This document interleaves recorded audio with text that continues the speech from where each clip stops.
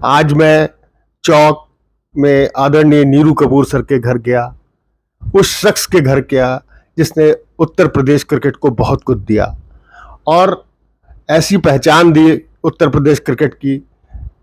वो चयन करता रहे, वो खेल प्रशासक रहे, उन्होंने खेल में बढ़ावा दिया। क्रिकेट में खास तौर से उनका विशेष लगाव था तो उन्होंने उसको बढ़ावा दिया। उन्होंने टर्फ विकेट्स बनवाए, जो शुरू में मैटिंग विकेट्स में क्रिकेट होता था, उन्होंने बहुत जगहों पे टर्फ विकेट्स बनाए। बनारस में, आगरा में, बरेली में उन्होंने बहुत सी अपनी यादें वहाँ की हमसे शेयर की और उन्होंने कितना विकास किया था। तो मैं लगातार उनसे मिलता रहा, उनकी यादों के साथ जुड़ता रहा और मुझे बड़ा अच्छा लगा सर का सानिध्य पाकर। गुड मॉर्निंग दोस्तों, एक नई सुबह, एक नई ताजगी के साथ आपका अपना पीयूष पांडे आपसे जुड़ता हुआ। और आज मैं अपने गुरु, जिन्होंने मुझे पूरा क्रिकेट में सहयोग दिया, मैं जिनके साथ हमेशा सानिध्य रहा, जिनके आशीर्वाद से मैं जो कुछ भी खेला और जो कुछ भी हूँ आज सर की ही कारण हूँ। तो मैं बहुत दिनों से सर से सोच रहा था जुड़ने की और मैंने आज ये सोचा कि सर का एक इंटरव्यू लेता हूँ, सर से जुड़ता हूँ, उन पुरानी यादों को फिर से याद करता हूँ जो हम लोग के जहन में अभी भी चलती रहती है। मैं आया नीरू कपूर सर के पास। सर, मैं आपके साथ स्पोर्ट्स हॉस्टल में रहा, बहुत कुछ सीखा आपसे और मैं लगातार वही मैसेज बच्चों तक पास करता रहता हूँ। तो प्लीज़ मेरे इस चैनल के लिए आप अपना आशीर्वाद, 2 शब्द जरूर बोलिए सर। देखिए, मैं हॉस्टल से काफ़ी समय तक जुड़ा रहा। पहले आगरा में हॉस्टल खुला, जो मेरे सामने खुला था, उस समय मैं आगरे में ही था। तो मुझे खुद भी खेलना उस समय बड़ा अच्छा लगता था बच्चों के साथ। और मेरे बच्चे बहुत कम, ज़्यादा नहीं थे, 15, लेकिन सभी बच्चे किसी न किसी ट्रॉफी में उत्तर प्रदेश का रिप्रेजेंटेशन किया। उसके बाद में मेरी पोस्टिंग कानपुर हुई, तो मैं कानपुर हॉस्टल से जुड़ा। मुझे बड़ा अच्छा लगता था जब मैं हॉस्टल था और मैं कंपटीशन इन लोगों में कराया करता था कि ऐसा करो, नहीं ऐसा फाइन लगेगा। जब फाइन लगेगा तो 4 रन, मुझे याद है मैंने मनोज माकड़ था आगरे में, उस पर 0 पे आउट हुआ था, मैंने फाइन किया था 1 रुपया या 5 रुपया। वो रोने लगा था, मेरे पास 1 रुपया और 5 रुपया नहीं है। आज ये सब खिलाड़ी जो हैं करोड़ों में हैं और मुझे बड़ा अच्छा लगता है जब ये बच्चे तरक्की करके ऊपर बढ़ रहे हैं। मुझे भी याद है सर हॉस्टल में थे और उन्होंने ये जो बता रहे हैं ये इन्होंने लागू किया था। जो लड़के अच्छी परफॉर्मेंस करते थे, जो 50 रन बनाते थे, उनको शायद 10 रुपए मिलता था, जो 100 करते थे उनको 20 रुपए मिलता था। कैच छोड़ने पे उनके ऊपर पेनल्टी लगती थी, रन छोड़ने पे पेनल्टी लगती थी। इसी तरीके से अगर वो 0 पे आउट हो जाता था तो पेनल्टी लगती थी और उसके लिए एक स्कोरर सर ने अलग से, जो 12वां या 13वां खिलाड़ी होता था, उसको बैठा के ग्राउंड पे जोड़े रखते थे कि वो स्कोरिंग करे। तो बहुत से बच्चे उस स्कोरर से सिफारिश करते थे, भाई मिस फील्डिंग का ये माइनस छोड़ देना। तो मैं अनुराग को कहूंगा अब आप आइए और सर से जुड़िए। सर, आपने उत्तर प्रदेश के लिए रणजी ट्रॉफी खेली है और कई वर्षों तक आप उत्तर प्रदेश के चयन करता रहे हैं, वुमेन्स टीम के भी चयन करता रहे हैं। किस पीरियड में सर आपने रणजी ट्रॉफी खेली और चयन करता रहे, ये बताइए। मैं 64 से 71 तक रणजी ट्रॉफी खेला। मुझे बड़ा अफसोस है कि मैं आगे नहीं खेल पाया, क्योंकि उस समय ग्रुपेस में था। 2-3 बार तो मुझे रन आउट करा दिया गया और विकेट थ्रो करने के लिए मजबूर किया गया। उसके बाद भी थोड़े समय तक ड्रॉप नहीं होता था मैं। और 71 में मुझे यूपीसीए ने टेलीग्राम करके बुलाया था अटेंड ट्रायल्स, और हमें कप्तान बनाने की बात थी। तो कप्तान तो बनाया नहीं, डिसिप्लिनरी एक्शन लेके ड्रॉप और कर दिया। उसके बाद मैंने क्रिकेट ही छोड़ दी। मेरी उम्र 26.5 साल थी उस समय। बहुत ही कम उम्र में। और सर, ये दुर्भाग्य रहा ना सिर्फ आपका बल्कि मैं कहूँगा कि प्रदेश का। हो सकता है कि आप भारतीय टीम तक पहुँचते, लेकिन सर आपका बहुत बड़ा योगदान एक चयनकर्ता के रूप में रहा है। किस समय में, किस पीरियड में, कहाँ से कहाँ तक, आप कितने वर्ष तक रहे चयनकर्ता? हम सन 81 से 88 तक सभी सिलेक्शन का, सभी टीमों के चयन करता थे। उसके बाद 2001 में भी मैं जूनियर सिलेक्शन कमेटी का चेयरमैन था। उसके पश्चात 2001 से 3 तक मैं रणजी ट्रॉफी का चयन करता था जब उत्तर प्रदेश पहली बार 72 साल में रणजी ट्रॉफी जीती तो मैं चयन करता था। उसके पश्चात मैं 6 से 11 तक, 4 से 6 तक मैं रणजी ट्रॉफी सेलेक्टर था और 6 से 11 तक मैं पुनः चेयरमैन था सिलेक्शन कमेटी जूनियर का। सर एक बड़ा बेसिक क्वेश्चन है जो मैंने मतलब आज का आने का टारगेट मेरा यही था।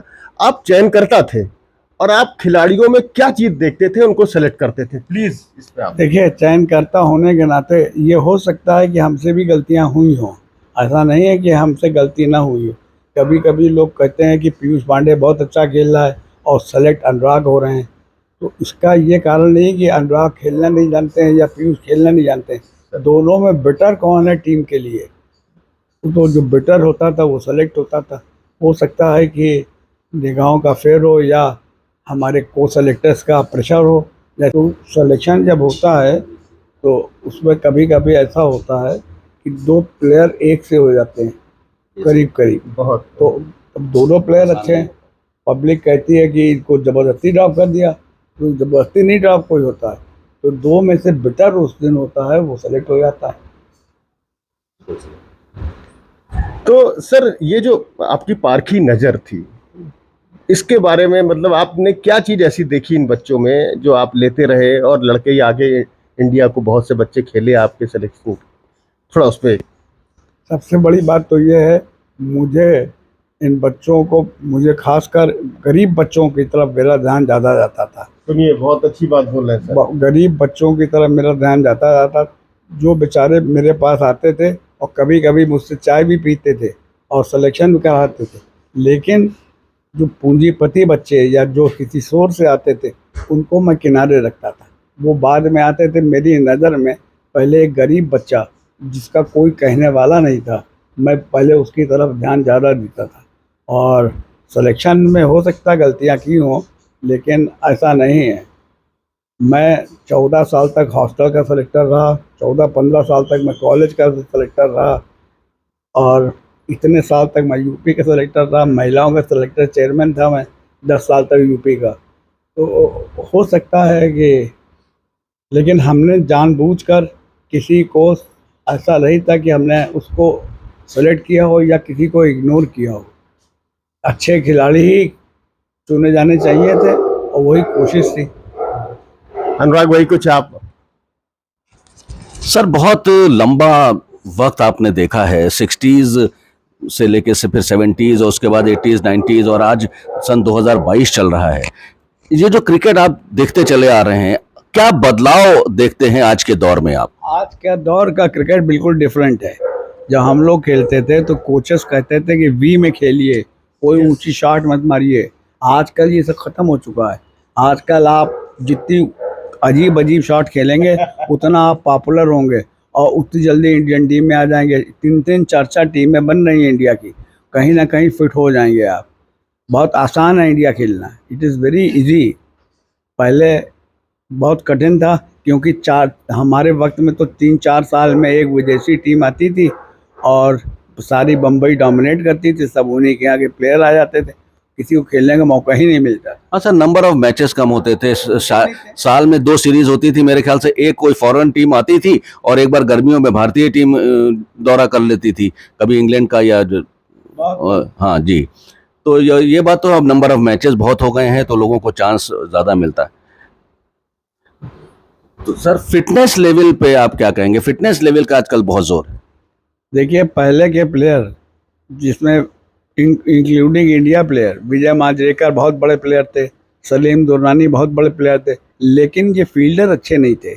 इसके अलावा भी बहुत से, जशिमा भी अच्छे फील्डर नहीं थे। आजकल फील्डिंग सुपर्ब है। ऐसी ऐसी गेंदें रोकते हैं, लोग सोच भी नहीं सकते हैं। ऐसे ऐसे कैच पकड़ते हैं जो इमेजिन नहीं कर सकते हैं। इस बारे में बहुत अच्छी है फिजिकल फिटनेस। सर फील्डिंग का और फिटनेस की जहां तक बात है बिल्कुल सही है, लेकिन ये बताइए कि बैटिंग बॉलिंग का जो स्तर है वो, जैसे आज से अगर 25 साल पहले की हम बात करें और आज के दौर में, उसमें कोई कुछ चेंजेस देखते हैं आप? अगर हम स्पिनर्स की बात करें या बॉलर्स या बैट्समैन की बात करें। स्पिनर्स तो आजकल बिल्कुल टेस्ट के अलावा उनको चांस मिलता बहुत कम है। वनडे में अब कोई चार्म है नहीं लोगों को, शायद शीघ्र ही बंद भी हो जाए या कम हो जाए। 2020 में आप स्पिन करेंगे तो वो बाहर ही मार देते हैं, और बाहर जब मारते हैं तो टीम हारती है, इसलिए उनको चांस नहीं मिलता है। मीडियम पेसर्स पे ज़्यादा जोर है। सर हम फिर अपनी उन पुरानी यादों में चलते हैं और हॉस्टल को याद करते हैं। सर आप हम लोग के पिता तुल्य थे, और आपने हम लोग का जो रहन सहन आपसे जुड़ा, मुझे याद है आप हम लोग का 5 साल का सानिध्य रहा आपके साथ। पहले साल आनंद शुक्ला जी थे और आखिरी साल रोहित चतुर्वेदी साहब थे, लेकिन 5 साल आपके साथ हमने बिताए। जो आपने वहाँ इम्प्रूवमेंट किया था स्पोर्ट्स हॉस्टल में, मेस का इम्प्रूवमेंट, ग्राउंड में आप खुद जुड़ते थे, ग्राउंड विकेट्स देखते थे, और हम लोगों को लड़कों को सर नेट्स पे टिप्स नहीं देते थे, उनको मेंटल तरीके से स्ट्रांग करते थे। वो सर थोड़ा सा मैसेज दीजिए आप। देखिए वो वक्त दूसरा था सर और आज का वक्त दूसरा है। बच्चों, सर से जुड़कर जैसे पुरानी यादें ताज़ा हो गई, और बहुत सी ऐसी यादें सर से जुड़ के मुझे आज बहुत अच्छा लगा। कपूर सर हमें हमेशा मेरे लिए आदरणीय रहे, पूजनीय रहे, और जो कुछ सीखा सर से ही सीखा। सर एक क्वेश्चन मेरे दिमाग में लगातार चलता रहता है कि बच्चा जो भी क्रिकेटर है वो तैयार कहाँ होता है, नेट्स पे तैयार होता है या मैच में तैयार होता है? नेट्स पे तो वो प्रैक्टिस करता है, और मैच में उसका टेम्परामेंट डेवलप होता है। टेम्परामेंट से ही सबसे ज़्यादा मैच से ही आता है। मैच टेम्परामेंट होना चाहिए खिलाड़ी में, वो मैच से ही आता है।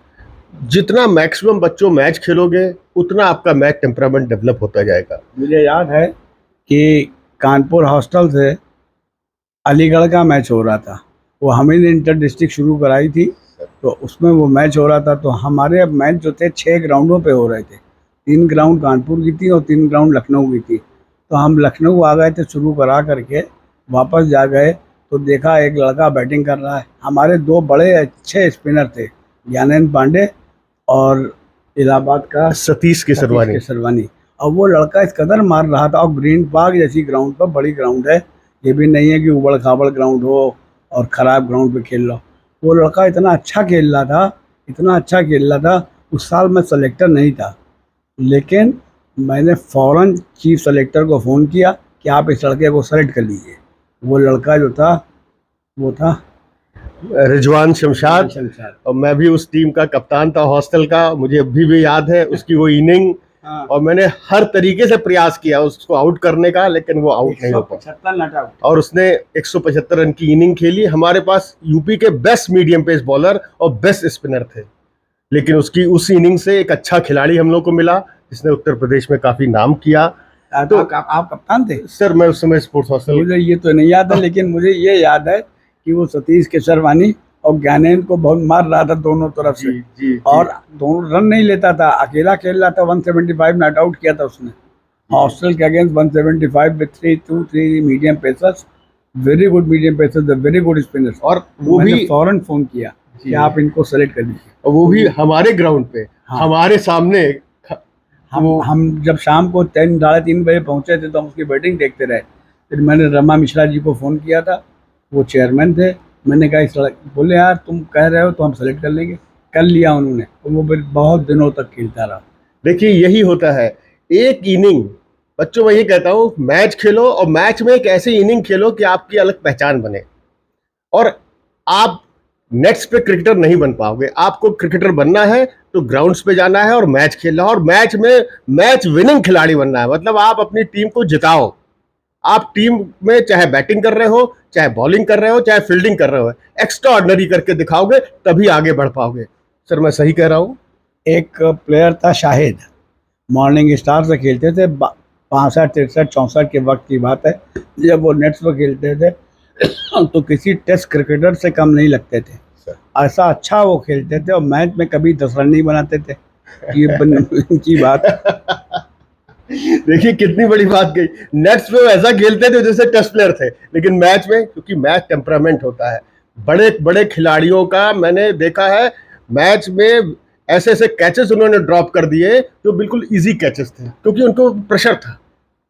इसी तरीके से बैट्समैनों के फुट मूवमेंट नहीं होते देखा, वो इतना डरे रहते थे ग्राउंड पे।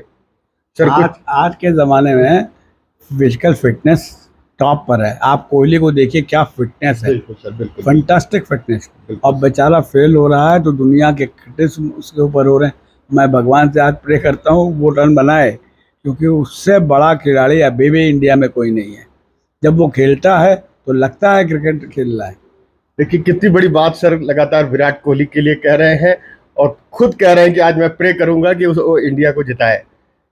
थैंक यू सर, आपका ये जो विराट कोहली के सपोर्ट का। मैं वो एज ए प्लेयर इतना बड़ा है, 4 6 8 फेलियर हो गए, तो जो जो क्रिकेट के बारे में नहीं जानते यस हैं सर, यस सर। वो भी कमेंट करते हैं कि इसको हटा देना चाहिए, ये कर देना चाहिए, वो कर देना चाहिए। तो भगवान करे उनके आज जूता पड़े और कोहली रन बनाए। देखिए आज भारत पाकिस्तान का मैच है और मैं सर के पास आया, सर से जुड़ा, मैंने कुछ पुरानी बातें सर से शेयर की। सर अब आने वाले बच्चों के लिए आप कुछ टिप्स देना चाहते हैं इस चैनल के माध्यम से? सबसे बड़ी होती match temperament, sir self confidence, yes, अपने ऊपर विश्वास रखना। क्या बात है। एक क्रिकेटर मैं जानता हूँ लखनऊ का था, अभी बेचारा अनफॉर्चुनेटली उनकी डेथ हो गई है, जिनका नाम था लक्ष्मी मिश्रा। सर। उनको अपने ऊपर इतना जबरदस्त विश्वास था, वो इतने बड़े प्लेयर नहीं थे जितना उनको अपने ऊपर विश्वास था, और वो विश्वास के नाते ही 2800 कर गए। उन पर सेल्फ बिलीव बहुत था कि मैं इसको खेल कर भूसा बन लूंगा। देखिए ऐसे ही सर ने जैसे लखनऊ का जिक्र किया था, मैंने कल आप लोगों के साथ जिक्र किया था मकसूद का। उन्होंने एक सीजन में 22-23 सेंचुरी कर दी थी। वो खिलाड़ी थे जिन्होंने, मुझे सर लगता है नहीं कि वो नेट शॉट्स कभी किया होगा उन्होंने। मकसूद का और जिंदा का जब जी। सिलेक्शन हुआ तो लखनऊ के एक पत्रकार थे, उन्होंने बड़ा क्रिटिसाइज किया था कि जब ये लोग खेल सकते हैं तो कोई भी खेल सकता है। लेकिन अभी आपने खुद ही उसकी बात की पुष्टि की है कि उसने 20 करीब 100 किए, और जिंदा ने बहुत विकेट लिए थे। बहुत। और उस समय परिस्थितियों के बस वही अच्छा बॉलर था, इसलिए सेलेक्ट हुआ था। देखिए वही बातें हैं कि मैच खेलिए बच्चों, मैच खेलिए, और मैच में ऐसे खिलाड़ी बनिए कि आप मैच को जिताते चलिए। ऐसा नहीं है कि आप टीम पर बोझ बनिए, आप तभी अच्छे खिलाड़ी बनेंगे और ऊपर का क्रिकेट खेलेंगे कि आप भी रहे जुड़े, मैं भी जुड़ा। शशिकांत खांडेकर जैसा स्टाइलिश बैट्समैन मैंने नहीं देखा। शशिकांत की बैड लक है कि वो कंट्री नहीं खेला। सर शशिकांत को इंडिया खेलना चाहिए था। मेरे हिसाब से 4-5 बैट्समैन और 4-5 क्रिकेटर और हुए हैं यूपी से जिनको इंडिया खेलना चाहिए था और जो अनफॉर्चुनेटली नहीं खेले। उसमें एक शशिकांत था और विस्टन जैदी, आशीष बिस्टन जैदी बहुत अच्छा बॉलर था। आशीष विस्टन जैदी था, और राहुल सप्रू। राहुल 6,500 रन बनाया रणजी ट्रॉफी में।